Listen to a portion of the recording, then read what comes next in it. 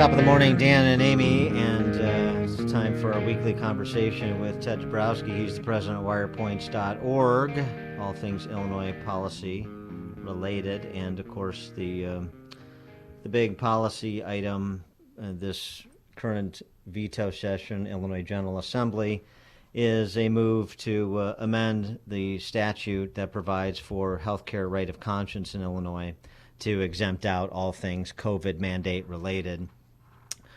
Sponsored by Stalinist from Evanston, State Representative Robin Gable, but really she and others who've signed on are doing the bidding of the governor, who wants to see this enacted, really to change his position in court so that you have statutory language that reflects the posture of the governor. Courts are more likely to leave this to the legislature when things are made explicit by the legislature, except arguably, when they're in violation of people's constitutional rights, which I think there's a pretty good argument to be made that this language as presented would be such a violation. For more on this, Ted, thanks for joining us. Appreciate it. Good morning, Dan. Good morning, Amy. Good morning. So you can tackle this legislation from Gable any way you'd like, but obviously, this is an opportunity. There's a hearing on it today. There's an opportunity to file witness slips before noon today on the topic, Senate Bill 1169. But your perspective on this gambit by the governor and his allies in the General Assembly.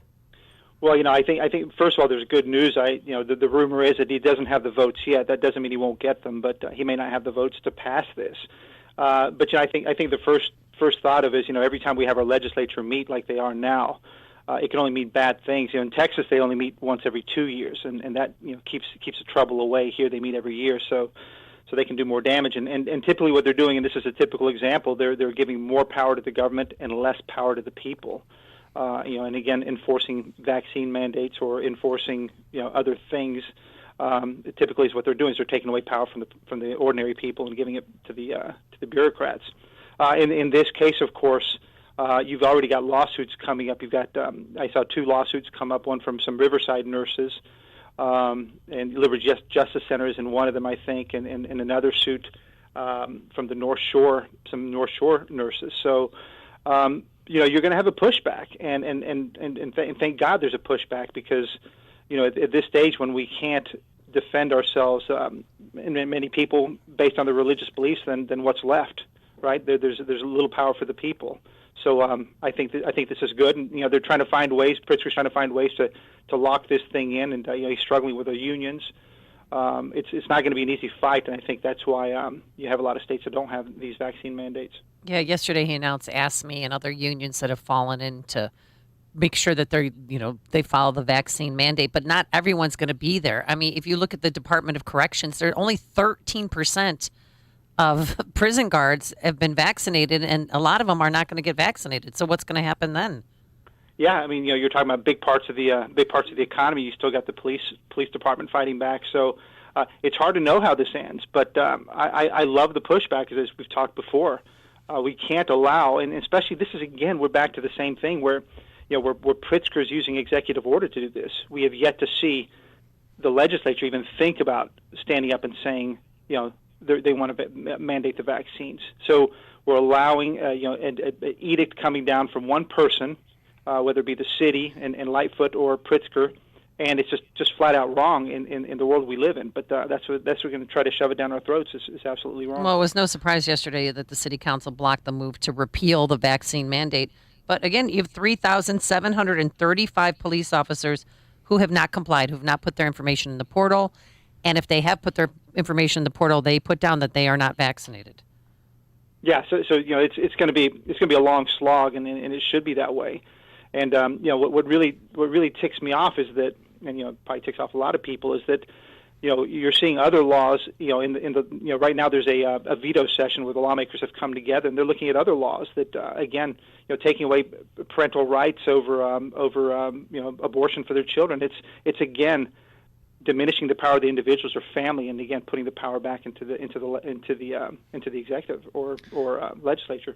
There's something about this Healthcare Conscience Act too that's notable. In addition to the gambit in this direction. I mean, there's always a right to conscience. There can be threshold tests for it. There can be limitations to it, but you can't just wave it away, at least without drawing the ire of courts above Governor Spalding's pay grade at the federal level. And to, exempt out this opportunity for a right to conscious objection for this specific virus seems to me probably their opening position, and they'll agree to, maybe not vax, but if you give me mask and testing, then I'll remove the vax language so that we have some avenue for conscientious objectors. But the thing about this, the need to go so hard and so categorical against, I suspect, a relatively small group of people who will lodge a right of conscience petition seeking an exemption based on a deeply held religious belief. I mean, yeah, there may be some people that say, like, oh, well, yeah, I have my, I've newly found my concern about the sanctity of life because of the aborted fetal stem cell lines used in some of these vaccines. I've just found this. But I mean, for the most part, you're talking about people who actually do have a deep-seated religious belief that is the basis for their objection to one or more of these COVID-related mandates. And yet even that small group of people, the governor feels the need to put the heel of his boot on. Well, I guess what it is, right, is if you get high-profile lawsuits, that kind of gets in his way, and he doesn't like that, and that's why he name calls people who oppose him. It's a little harder when he gets these lawsuits, but you've got Tom DeVore suing over the mask mandates and the quarantine process, and of course Pritzker called DeVore a grifter, and I think that's one of the strategies. If Pritzker can't get his laws amended in the way he wants, he just calls people names, grifters. He calls others carnival barkers. And I think that's just his way of making sure that the media know who is persona non grata, and that they should stay away or certainly not support a guy like DeVore or report on what he's doing. But that's just the other method, right? So if you can't get it by law, get it by name calling and ostracizing and canceling. And that's par for the course right now too. No, at yesterday's press conference, Dr. Enrique said that they're changing the way they quarantine. This was news to me and every reporter in the room too. They're a test to stay policy. It's the SHIELD program that they used at University of Illinois. Are you aware of that? And is that being used in your school district? Because I am having a hard time finding people that are where this has been implemented. Dr. Awarde, her people got back to me last night and said, yes, they've approved the test to stay policy. So, healthy kids can stay in school, but it's up to the CPS, for as far as Chicago Public Schools, whether or not they're going to implement it.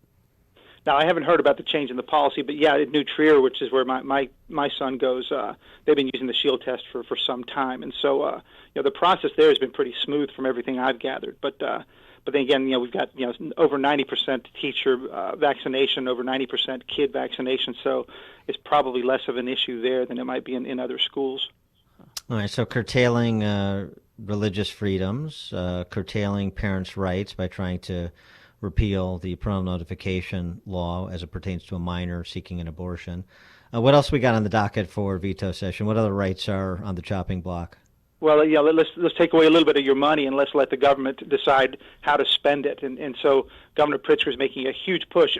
Many people might not know, but in the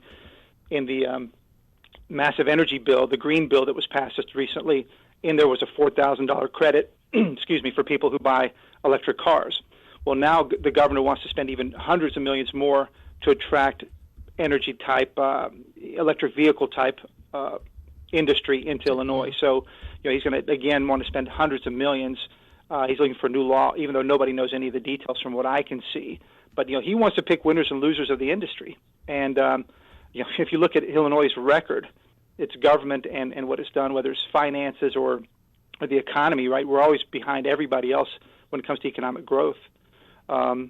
He wants to start picking the winners and losers in the electric vehicle industry, and God knows where that goes. Also, I wanted to get your comment on this piece at wirepoints.org that you and your colleague John Klingner did You asked this question, how can since we're talking about CPS, how can 84% of Chicago Public School students graduate when only 26% of 11th graders are proficient in reading and math?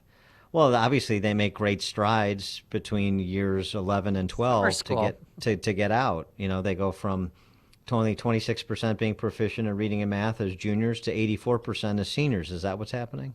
Yeah, well, it's really easy. You know, if you have kids who are behind for 11 years, you can catch them up in about 6 months or 8 months. Yeah, so, right. you know, it's really scary, right? I mean, if you look at, you know, I encourage anybody to go to the Illinois report card, look at your high school, look at your elementary school, and just look at the contradictory information that's on there. You'll see things like very high graduation rates, but then you look at the results of reading and math, or, you know, ninth grade. You know, they have a ninth grade on track to graduate, and again, you'll see 80% are on track, and yet, sadly, most of them can't read or write. And we're talking not just the minorities, right? We're also talking a lot of the whites who, there's a big gap in performance between whites and blacks and Hispanics. But even then, you would expect much higher rates for the whites, and you don't see it. And it just begs the question, why do teachers get such good evaluations? Tons of money has been flowing into Illinois education, the most in the country when you talk about increases over the last decade. And yet, in a place like CPS, right, they've had their finances double per student, whatever it is, in the last 20 years. And yet the results don't move at all, or they go down, except for graduation rates, which are, of course, controlled by the administration. They can just graduate anybody they want. But when it comes down to tests that are, state level or national level, it's not happening. Graduate them and then send them right into work for one of the big employers in Cook County, City Hall, Cook County, CPS, State of Illinois.